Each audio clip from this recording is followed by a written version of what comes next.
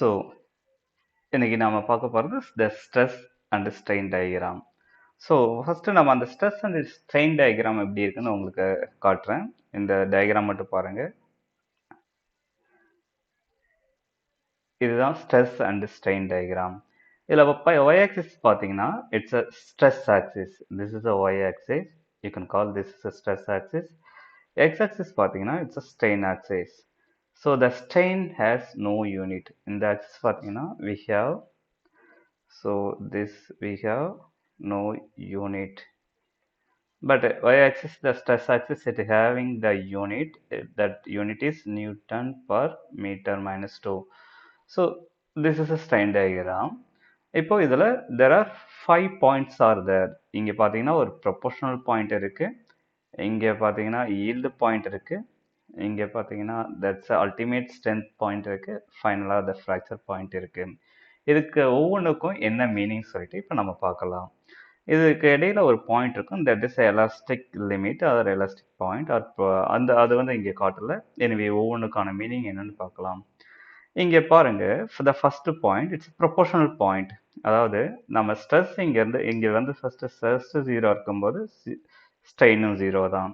நான் stress increase ஆகும்போது இந்த ஒய் ஆக்சிஸில் ஸ்ட்ரெஸ் கொஞ்சம் கொஞ்சமாக இன்க்ரீஸ் பண்ணும்போது உங்களுக்கு என்ன ஆகுதுன்னா மெட்டீரியலோட ஸ்ட்ரெயினும் இன்க்ரீஸ் ஆகுது.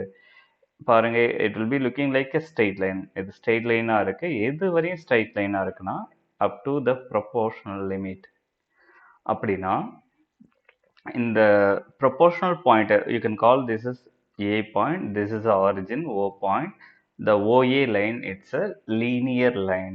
It will obey the Hooke's law. ஏன்னா ஹூக்ஸ் லா பார்த்தீங்கன்னா the stress is equal to some constant time the strain.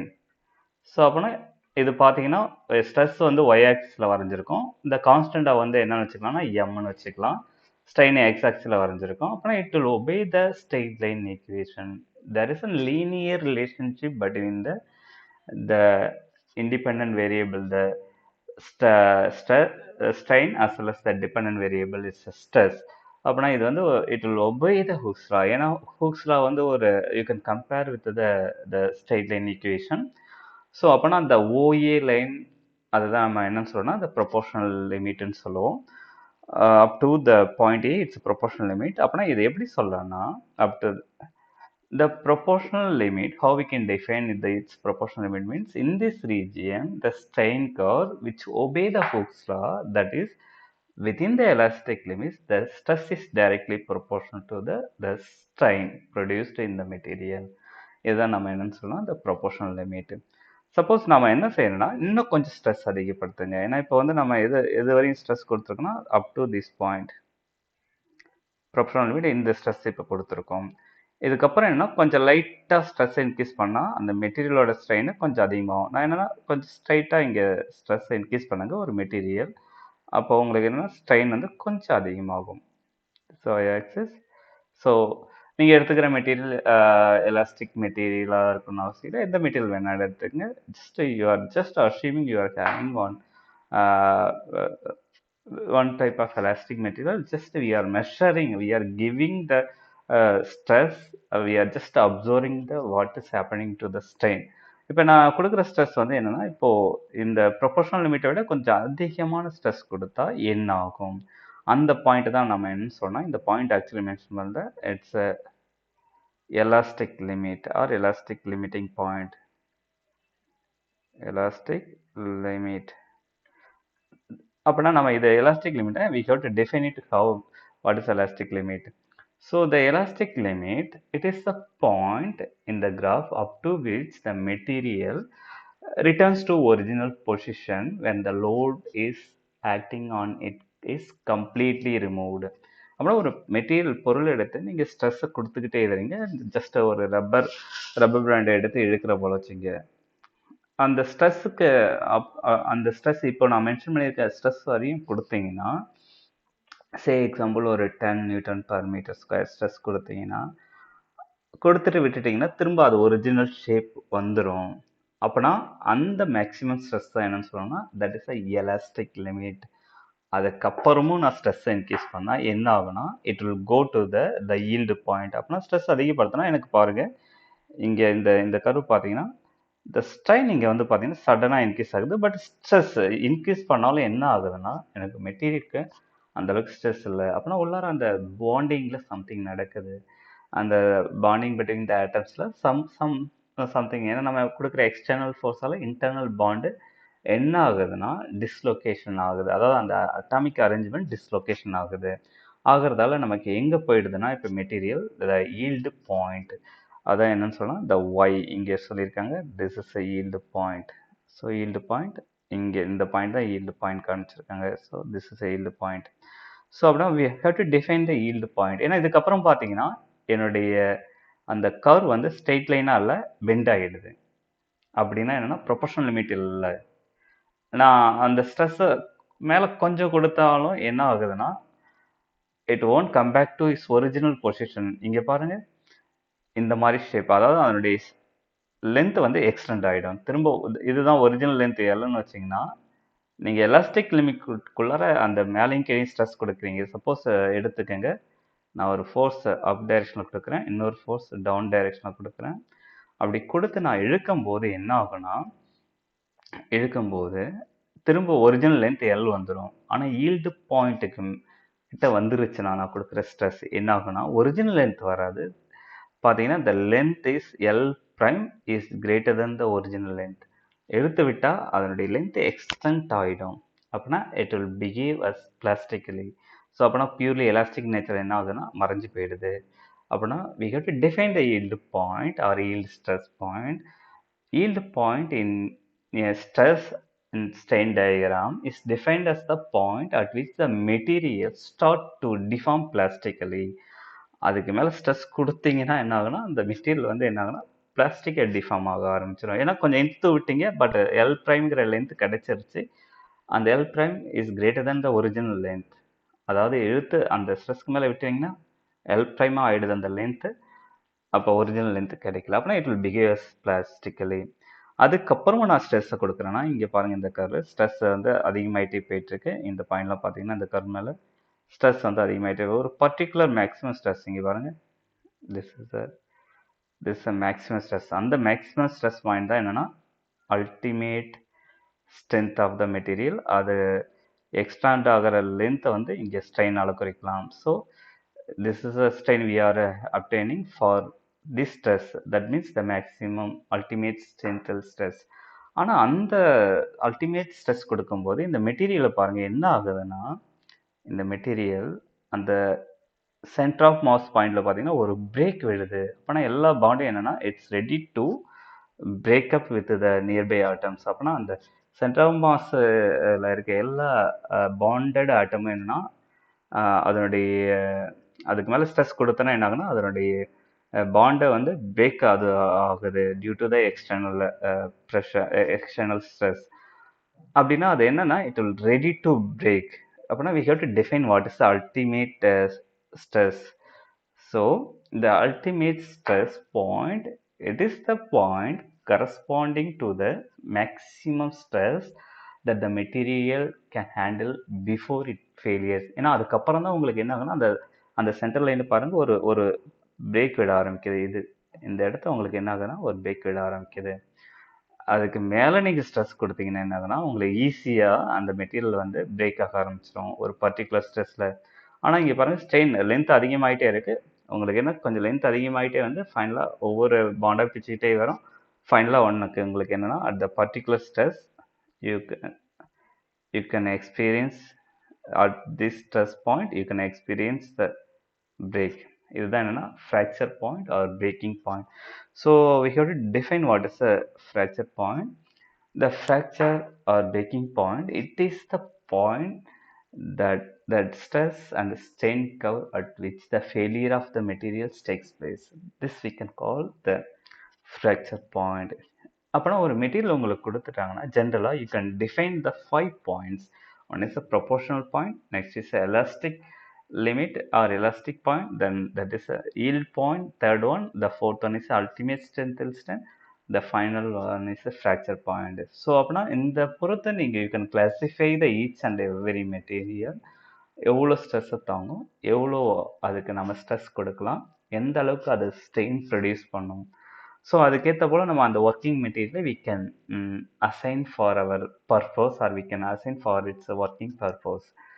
இதுதான் நம்ம அந்த ஸ்ட்ரெஸ் அண்ட் ஸ்ட்ரெயின் டயக்ராம்ல இருந்து தெரிஞ்சிக்க வேண்டியது. So what are the users? எனவே யூசர்ஸ் வந்து ஸ்ட்ரைட்டாக சொல்லியிருந்தேன்.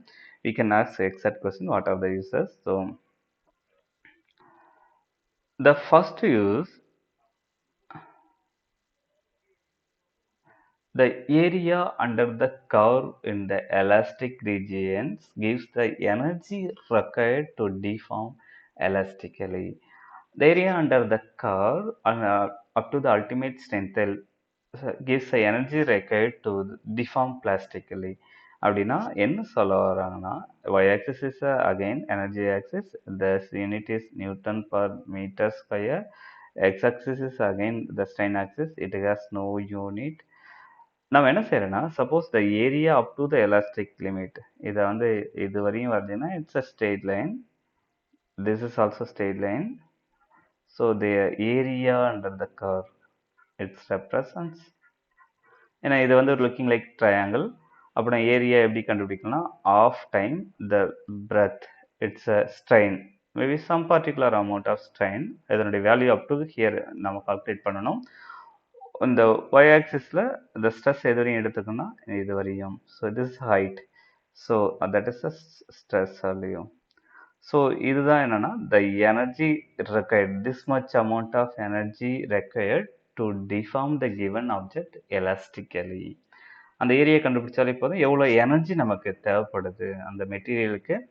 அப்படின்னா அது அவ்வளோ அந்த மேக்ஸிமம் எனர்ஜி வரையும் இட் வில் ஆக்ட் அஸ் என்னவா ஆக்ட் பண்ணுனா it will act as elastically, but you have to compare this unit, whether it has to satisfy the energy unit or some other unit. அப்படி இல்லைன்னா நீங்கள் you have to turn this right hand side as the energy unit. ஏன்னா இங்கே ஸ்ட்ரெயினுக்கு வந்து பார்த்தீங்கன்னா newton per metre square, இந்த newton வந்து என்ன சொல்லுவீங்கன்னா kilogram metre per second square, this is Newton unit into meter power minus 2. ஆனால் எனக்கு எனர்ஜி யூனிட் என்னன்னா kilogram metre square divided by second square. This is a energy unit. So you have to convert this by rearranging to the left hand side.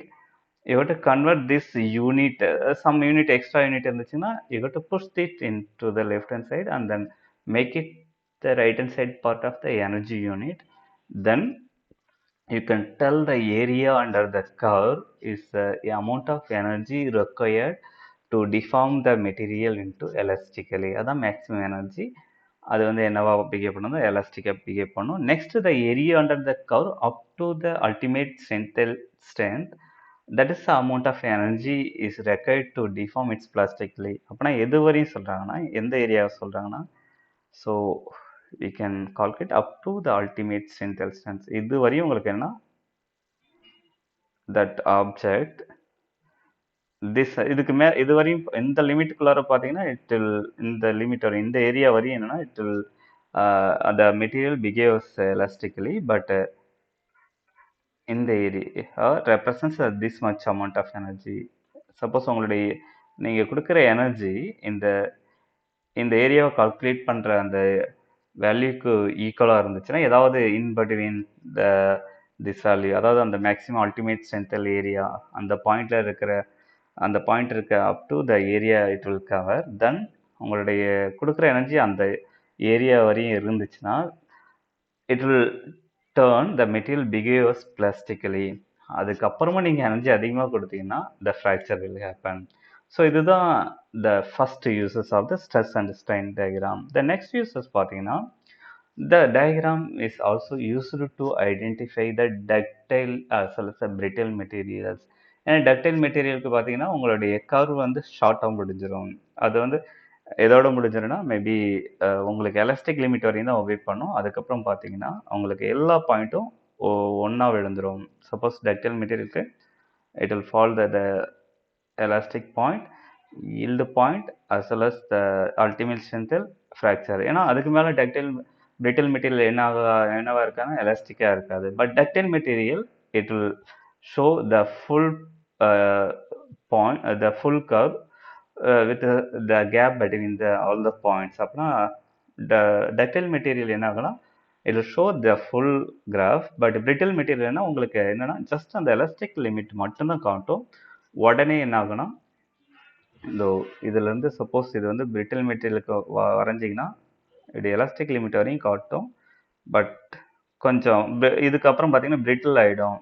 எல்லா பாயிண்ட்டும் உங்களுக்கு இங்கேயே இருக்கும்.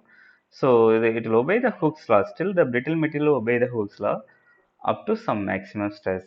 அப்படின்னா it will இந்த கர்வ் வச்சு நீங்கள் எது பிரிட்டில் எது வந்து டக்டைல் மெட்டீரியல்னு ஈஸியாக கண்டுபிடிச்சிடலாம்.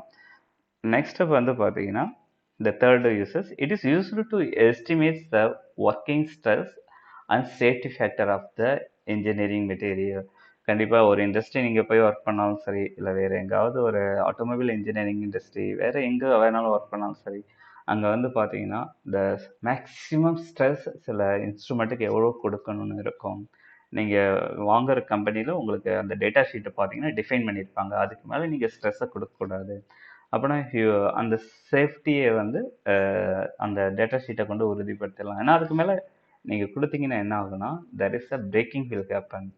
ஸோ அப்படின்னா இந்த ஸ்ட்ரெஸ் அண்ட் ஸ்ட்ரெயின் டயக்ராம் வந்து என்ன ஆகுனா இந்த மேனுஃபேக்சரிங் இண்டஸ்ட்ரியில் இந்த ஸ்ட்ரெஸ் அண்ட் டயக்ராம் கொண்டு எவ்வளோ வந்து எவ்வளோ அளவுக்கு நீங்கள் ஸ்ட்ரெஸ் கொடுக்கணும், the plastic limit as well as elastic limit ரெண்டுமே சொல்லியிருப்பாங்க. அதை கொண்டு நம்ம அந்த சேஃப்டி மெட்டீரியல் சேஃப்டாக அந்த மெட்டீரியலை நம்ம வந்து ஹேண்டில் பண்ணலாம். எக்ஸாம்பிள் என்னென்னா இண்டஸ்ட்ரியில் இந்த க்ரெயினோட அப்ளிகேஷன்ஸ் நிறைய இருக்கும். ஹார்பரில் பார்த்தீங்கன்னா அந்த க்ரெயின் வந்து என்ன ஆகுனா உங்களுக்கு அந்த க்ரெயின் வந்து என்ன செய்யணும், அந்த கண்டெய்னரை தூக்கி வைக்கும். அப்போ வந்து there should be a maximum stretch that rope can withstand. அப்படின்னா அதுக்கான மேக்ஸிமம் எவ்வளோ ஸ்ட்ரெஸ் கொடுக்கலாம், எவ்வளோ வெயிட்டு தாங்கும்னு கண்டிப்பாக டிஃபைன் பண்ணியிருக்கணும். ரொம்ப லோடு கொடுத்தீங்கன்னா ஈஸியாக பிச்சுட்டு விழுந்துடும். ஸோ அந்த மாதிரி safety factor of the engineering மெட்டீரியல்ஸை டிஃபைன் பண்ண எது யூஸ் ஆகுதுன்னா the stress and strain diagram தான் யூஸ் ஆகுது.